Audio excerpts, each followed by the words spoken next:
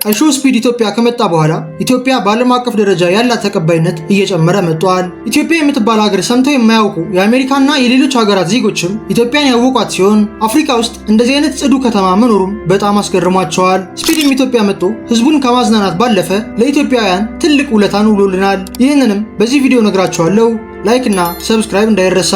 አይሾ ስፒድ ጃንዋሪ 15 ላይ ኢትዮጵያ መጥቶ በከፍተኛ ሁኔታ አቀባበል ተደርጎለታል። ኢትዮጵያውያንም ከሌላው ሀገር ለየት የሚያደርገን ኢንተርኔት ላይ ያለን ትብብር ሲሆን ይህንም በቅርቡ የአዶናይ ቪዲዮ ላይ ተመልክተነዋል። አዶናይ ሰሞኑን አንድ ቪዲዮ ለቆ ነበር። በቪዲዮውም ዳይላን ፔጅ የተሰኘውን ዜና አቅራቢ ቲክቶከር ፎሎ አድርጉት ያለ ሲሆን አዶናይን እንደ ታላቅ ወንድማቸው የሚያዩት ኢትዮጵያውያንም በፍጥነት ዳይላን ፔጅን ፎሎ እያደረጉ 19 ሚሊዮን ፎሎወር አስገብተውታል። በዚህ የተገረመው ዳይላንም ስለ ኢትዮጵያ ይህን ቪዲዮ ሰርቷል። Okay, I need to say something about Ethiopia because they're doing it again. I cover a lot of global news and at this point I've probably spoken about every country on this planet, but I have genuinely never seen a country that can mobilize around something the way Ethiopia can. ዳይላንም በቪዲዮ ኢትዮጵያውያን አንድ ነገር ላይ ለመተባበር በጣም ጎበዝ ናቸው። በቅርብ ጊዜ እንኳን ስለ አባይ ግድብ የሰራውትን ቪዲዮ ተባብረው ፑሽ በማድረጋቸው 25 ሚሊዮን እይታ አግኝቷል። ይህም በጣም አስገርሞኛል ብለዋል። አይሾ ስፒድ የኢትዮጵያን የኢንተርኔት ካልቸር እንዴት እንደቀየረው ከማየታችን በፊት ስለ ቲክቶክ እና ኢትዮጵያ ልንገራችሁ። ቲክቶክ ኢትዮጵያ ውስጥ ለመጀመሪያ ጊዜ ሲተዋወቅ ብዙም ተጠቃሚ አልነበረውም። አስታውሳለሁ እኔ እንኳን 2020 ላይ ቪዲዮዎችን ስለቅ ከ2000 በላይ ቪው አላገኝም ነበር። ቀስ በቀስ ግን አሪፍ ክሬተሮች ሲመጡና ቲክቶክን በዓለም አቀፍ ደረጃ ሲታወቅ ኢትዮጵያውያን ቲክቶክን ማውረድ ጀመሩ። በተለይ የኮሮና ሰሞን ብዙ ሰው ቲክቶክ መጠቀም የጀመረበት ጊዜ ሲሆን አብዛኛው ሰውም ቤቱ በመቀመጡ ቲክቶክ አሪፍ መደበሪያ ነበር። እናንተ ቲክቶክን ለመጀመሪያ ጊዜ ያወቃችሁት መቼ ነበር? ኮሜንት ላይ ጻፉልኝ። አሁን ኢትዮጵያ ያለችበት ደረጃም በጣም አስገራሚ ሲሆን አብዛኛው ሰውም ቲክቶክ ተጠቃሚ ሆኗል። አንዳንድ መረጃዎች እንደሚያሳዩትም ኢትዮጵያ አፍሪካ ውስጥ ከሚገኙ ሀገራት በኢንተርኔት ተጠቃሚ ብዛት 9ኛ ላይ የተቀመጠች ሲሆን ይህ የሆነውም በቅርብ ዓመታት ውስጥ ነው። አሁን ደግሞ አይሾ ስፒድ እንዴት ኢትዮጵያን እንደቀየራት እንመልከት። አይሾ ስፒድ የአፍሪካ ቱር ልጀምር ነው ብሎ ሲናገር ማንም ሰው ወደ ኢትዮጵያ ይመጣል ብሎ አላሰበም። ምክንያቱም ስፒድ ኢትዮጵያን አያውቃትም። አንዳንዴ እንኳን ላይቭ ስትሪም በሚያደርግበት ሰዓት ስለ ኢትዮጵያ ሲወራ እንደማያውቃት ይናገራል። ከቆይታ በኋላም የአፍሪካ ቱሩ ማስታወቂያ ሲለቀቅ በቱሩ ኢትዮጵያ እንደተካተተች ተረጋገጠ። ይህም መላውን የኢትዮጵያ ሕዝብ ያስደሰተ ሲሆን አሁንም ግን አንድ ፍራቻ በኢትዮጵያውያን ተነሳ። ፍራቻው የነበረውም የኢትዮጵያ ሕዝብ ስፒድን አያውቀውም የሚል ሲሆን ለዚህም አንድ ሰው ስፒድን በማስተዋወቅ ከፍተኛ አስተዋጽኦ ነበረው። ይህ ሰውም የኢትዮጵያው ስፒድ ወይንም ሳምሶን ነበር። ሳምሶን ከስፒድ ጋር በትንሹ የሚመሳሰል ሲሆን ስፒድ ከመምጣቱ በፊትም ቪዲዮዎችን ይሰራ ነበር። ከቆይታ በኋላም ስፒድ ኢትዮጵያ እንደሚመጣ ሲረጋገጥ ሳምሶን ትኩረት እያገኘ መጣ። ለዚህ ደግሞ ዋነኛው ሰው አዶናይ ነበር።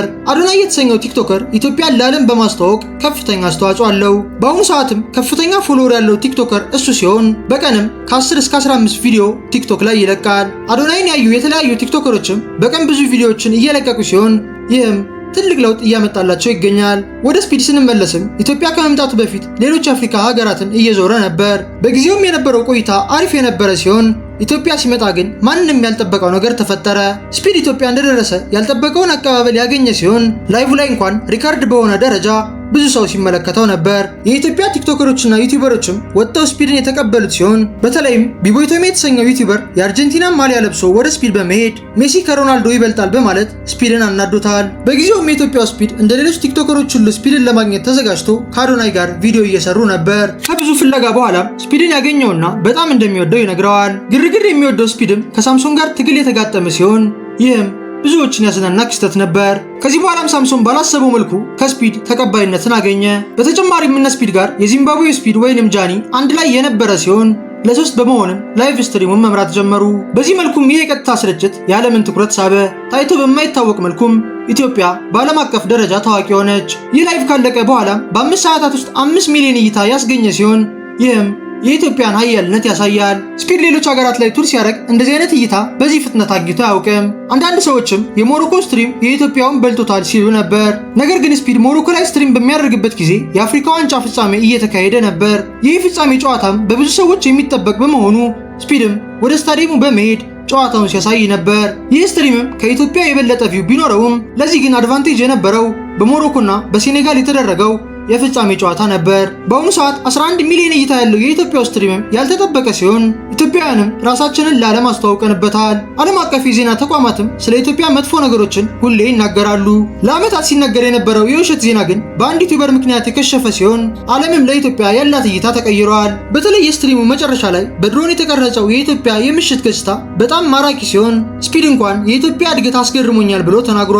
ስፒድን የተመለከቱ የተለያዩ ዩቲዩበሮችም ወደ ኢትዮጵያ ለመምጣት ፍላጎት ያሳዩ ሲሆን ለምሳሌ ዲዲጂ የተሰኘው ላይቭ ስትሪመር ኢትዮጵያ እንደሚመጣ ተናግሯል። ስለ ዲዲጂም የሰራሁትን ቪዲዮ ገብታችሁ መመልከት ትችላላችሁ። በመጨረሻም ስፒድ የኢትዮጵያውን ስትሪም ጨርሶ ወደ ግብጽ ተጓዘ። ግብጽ ላይ የነበረው ስትሪምም በጣም አስቀያሚ የነበረ ሲሆን ራሱ ስፒድ እንኳን ኢትዮጵያን አፈቀችኝ ብሎ ተናግሯል። የስፒድ የግብጽ ቆይታ ላይም ከመጠን በላይ ጋርዶች በመብዛታቸው ስፒድ ነፃነቱን አጣ። ከአድናቂዎቹ ጋርም እንደ ልቡ ያልተገናኘ ሲሆን ለዚህ ምክንያቱም የግብጽ መንግስት ያሰማራቸው የህግ አካላት ህዝቡን በማባረራቸው ነበር። ከዚህ በኋላም የኢትዮጵያ ህዝብ ስፒድን ወደዱት። በጣም የሚያስገርመው ደግሞ ትላልቅ ሰዎች ለስፒድ ያላቸው ፍቅር ነበር። ከህፃናት እስከ አዋቂዎች ድረስም ፍቅር ያገኘው ስፒድ የአፍሪካ ቱሩን ጨርሶ የምስጋና ቪዲዮ በሰራበት ጊዜ የኢትዮጵያ ቆይታ ስፔሻል እንደነበር ተናግሯል። በተለይም ኢንስታግራም ላይ ፖስት ባደረገው ፎቶ የኢትዮጵያን ባንዲራ መጀመሪያ ላይ ያስቀመጠ ሲሆን ይህን ያደረገውም በግልጽ አፈ ወጥቶ ለመናገር ስለከበደው ነበር። አንዳንዴም ስፒድ የአፍሪካ ቱር ላይ የትኛው ሀገር ተመቸ ተብሎ ሲጠየቅ ለመናገር ይፈራል። የኢንስታግራም ፖስቱ ላይ ግን ቅኔ በሆነ መልኩ ለጥያቄዎቹ መልስ ሰጥቷል። ከዚህ በኋላም የኢትዮጵያ ኢንተርኔት ሌላ ታሪክ ገባ። በስፒድ ምክንያትም አዳዲስ ቲክቶክ እና ዩቲዩብ ተጠቃሚዎች የመጡ ሲሆን ለዚህ ማሳያም የኢትዮጵያ ቲክቶከሮች የሚያገኙት ቪው እና ላይክ ነው። ስፒድ ኢትዮጵያ ከመምጣቱ በፊት ቲክቶክ ላይ አቬሬጅ የነበረው ላይክ ከ100,000 እስከ 200,000 ነበር። በአሁኑ ሰዓት ግን ኖርማል ቪዲዮዎች እንኳን 300,000 እና 400,000 ላይክ እያገኙ ይገኛሉ። ይህም ለኢትዮጵያ ቲክቶከሮች ትልቅ እድል ሲሆን ከዚህ በኋላም ቲክቶክ ለመጀመር ላሰቡ ሰዎች በጣም ይጠቅማቸዋል። ምክንያቱም ያኔ ገና ቲክቶክ እንደመጣ ብዙም ተጠቃሚ ባለመኖሩ ቪዲዮ የሚሰሩ ሰዎች ትንሽ ላይክ ነበር የሚያገኙት። ለምሳሌ 2020 ቲክቶክን የምታውቁት ሰዎች ካላችሁ 10,000 ላይክ ማግኘት እንዴት ከባድ እንደሆነ ታውቃላችሁ። በጊዜው እኔ እንኳን አንድ ቪዲዮ 15,000 ላይክ ገብቶልኝ የተደሰትኩበትን ጊዜ አስታውሳለሁ። በአሁኑ ሰዓትም 15,000 ላይክ ማግኘት በጣም ቀላል ሲሆን ይህም ምን ያክል የቲክቶክ ተጠቃሚ እንደበዛ ያሳያል። ሌላው ስፒድ ለኢትዮጵያ ያበረከተው አስተዋጽኦ ደግሞ ኮንፊደንስ ነው። የስፒድን ስትሪም ተመልክታችሁ ከሆነ ስትሪሙ እንደተጀመረ ብዙ ሰው ፈርቶ ነበር ሲመለከት የነበረው። ከቆይታ በኋላ ግን እነ ቶማስ ኢነርጂ ባለው መልኩ ስፒድ ጋር ሲገናኙ ሌሎች ቲክቶከሮችም ተመሳሳይ ኢነርጂን አመጡ። ያኔም የተፈጠረው ኢነርጂና ኮንፊደንስ አሁን ድረስ የቀጠለ ሲሆን በተለይም የኢትዮጵያው ስፒድ ወይንም ሳምሶን ኮንሲስተንት ሆኖ ህዝቡን እያዝናና ይገኛል። ሰው ምን ይለኛል የሚለው የፍርሃት ቀንበርም በስፒድ ምክንያት የተሰበረ ሲሆን አዳዲስ ቲክቶከሮችና ዩቲዩበሮችም ኮንፊደንስ አግኝተው ቪዲዮ እየሰሩ ይገኛሉ። በአሁኑ ሰዓትም አብዛኞቻችሁ እንዴት ስፒድ በሁሉም ሰው ተወዳጅ ሆነ ልትሉ ትችላላችሁ።